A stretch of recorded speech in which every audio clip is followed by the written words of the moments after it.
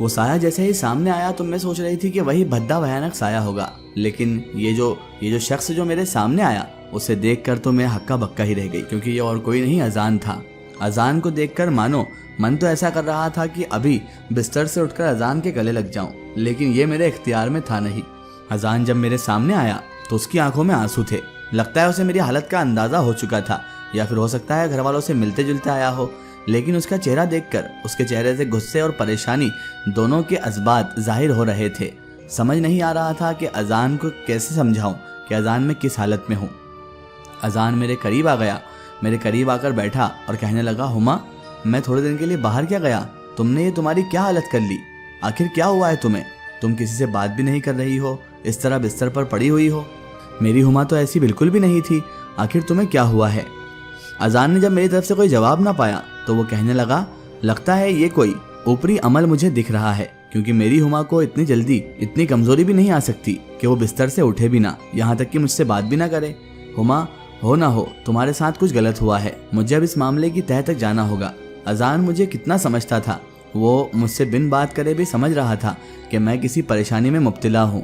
अगर गौर कोई होता तो शायद वो मुझे छोड़कर चला जाता, लेकिन अजान तुम्हारी मोहब्बत सच में सच्ची है, क्योंकि तुम यहाँ आए और मेरी परेशानी को समझा, मेरे लिए इतना ही काफ़ी है। अब मुझे भले ही मौत भी आ जाए तो भी मुझे गवारा है। अभी मैं ये दिल में सोच ही रही थी, क्योंकि मैं बोल तो सकती नहीं थी, लेकिन अजान कहने लगा, ऐसा मत सोचो, तुम कहीं नहीं जाओगी, तुम्हें कोई नहीं मार सकता सिवाय अल्लाह के, और अभी अल्लाह की तरफ से तुम्हारी मौत नहीं है, तो इसीलिए ये मौत का रोना रोना बंद करो।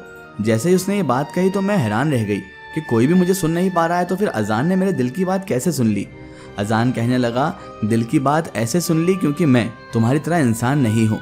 मैं तुम्हें कब से सच्चाई बताने की कोशिश कर रहा हूँ, लेकिन तुम्हारी दोस्ती ना छूट जाए, तुम्हारा ये प्यार मुझसे दूर ना हो जाए, इसलिए हुमा मैंने तुमसे सब कुछ छुपा कर रखा। आज तो मैं ऐसी हालत में भी नहीं थी कि अजान से ये कहूँ कि तुम ये सब क्या कह रहे हो, सिवाय सुनने के मेरे पास कोई चारा नहीं था।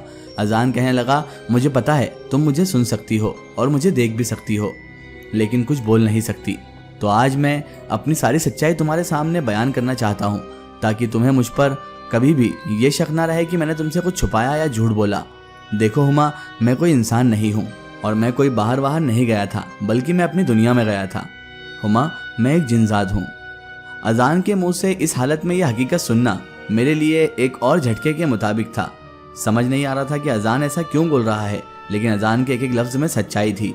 अजान कहने लगा, अभी तुम जो सोच रही हो वो भी मैं समझ सकता हूँ, और तुम जो दिल में सोच रही हो वो भी मुझे सुनाई दे रहा है, क्योंकि मैं तुमसे मोहब्बत करता हूँ और इसके अलावा मैं एक जिनजाद हूँ।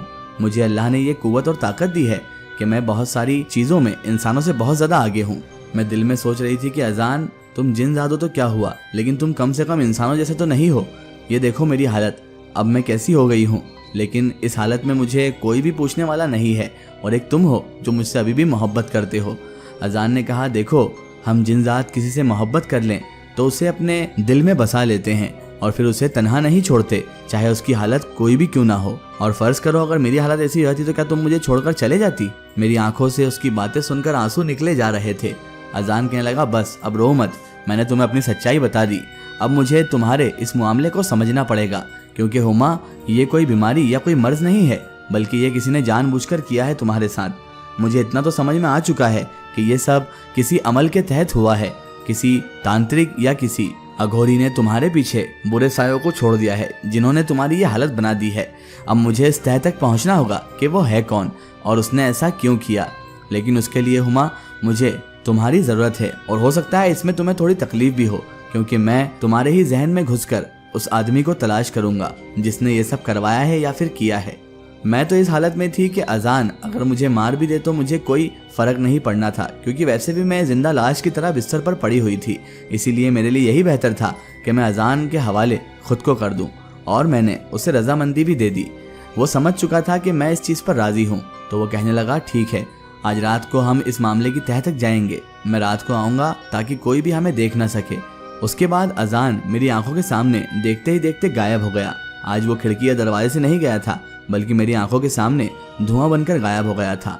ये इस बात की दलील थी कि वो कोई इंसान नहीं बल्कि हकीकतन एक जिनजादा है। लेकिन अब इस बात से क्या फ़र्क पड़ता था, जिसे दिल दे दिया तो उसे जिनजाद या आदमजाद से क्या मतलब। वो जैसा भी है मेरा अजान है, बस मुझे इतना ही काफ़ी है। और वो मुझसे इस हालत में मोहब्बत कर रहा है, मतलब उसकी मोहब्बत भी सच्ची है, वरना मेरी परेशानी को अपनी परेशानी बनाने वाला वो कौन था। लेकिन उसने ऐसा ही किया। अब मैं बेसब्री से अजान का इंतज़ार करने लगी थी और दिल ही दिल में उसके बारे में ही सोचे जा रही थी। समझ नहीं आ रहा था कि अजान जैसी मोहब्बत इंसान क्यों नहीं करते। इंसानों में तो अधिकतर लोग सिर्फ हवस के प्यासे होते हैं, जिस्म के प्यासे होते हैं। कोई भी किसी की रूह से मोहब्बत नहीं करता, बल्कि सबको जिस्म से ही मोहब्बत होती है। ये एक कड़वी सच्चाई है, लेकिन बिल्कुल हकीकत है। इंसानों में अधिकतर लोग ऐसे ही पाए जाते हैं। बहरहाल बेसब्री से अजान का इंतज़ार था और वो रात हो ही गई। रात का न जाने कौन सा पहर था। मैं तो आंखें बंद कर लेटी हुई थी, तभी कमरे में मुझे किसी की मौजूदगी का एहसास हुआ। मुझे लगा अजान आ गया। मैंने आंखें खोली तो वही भद्दा और भयानक साया मेरे सामने मौजूद था, जिसकी लाल सुर्ख आंखें मुझे साफ दिखाई दे रही थी।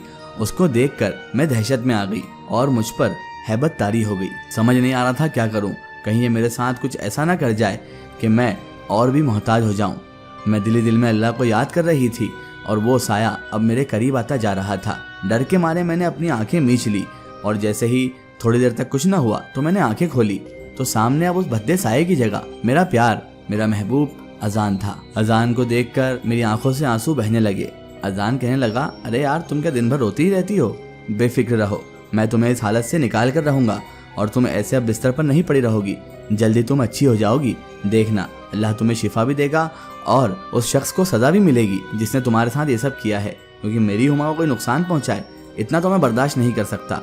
वो अभी भी मुझसे ऐसे बात कर रहा था जैसे अभी भी मैं बिल्कुल नॉर्मल हूँ, जबकि मैं किस तरह बेजान जिस्म लिए पड़ी थी ये मैं ही जानती थी। लेकिन अजान मुझसे मोहब्बत करता था, इसलिए मेरा गम बांटने में लगा हुआ था। बहरहाल वो मेरे पास आकर बैठ गया और बोला, चलो अब देर ना करते हुए हम वो अमल शुरू करते हैं जिससे हम पता लगा सकें कि आखिर ये सब किसका किया धरा है। मैंने उसे आंखों के इशारे से इजाज़त दे दी। उसने अपना बिल्कुल बर्फ जैसा हाथ मेरी पेशानी पर रखा और कहने लगा, अब तुम आंखें बंद कर लो और जो कुछ भी तकलीफ हो थोड़ा सहन करना होगी हुमा, ताकि मैं तुम्हारे जहन में उतर कर उस शख्स का पता लगा सकूं जिसने ये सब किया है। मैंने उसे कुछ ना कहा तो वो समझ गया कि मेरी रजामंदी है। उसके बाद उसने जैसे ही अपना हाथ थोड़ा कसकर मेरे पेशानी पर रखा और मैंने आंखें बंद की तो अचानक मुझे एक जोरदार झटका लगा और मेरे पूरे बदन में ऐसी तकलीफ महसूस होने लगी जैसे मानो कोई पूरे बदन में सुइयां चुभो रहा है। पूरी बदन में सरसराहट मौजूद थी और बहुत ज़्यादा तकलीफ हो रही थी। और उसके बाद मुझ पर गशी तारी हुई और उसके बाद का मुझे कुछ भी याद नहीं था।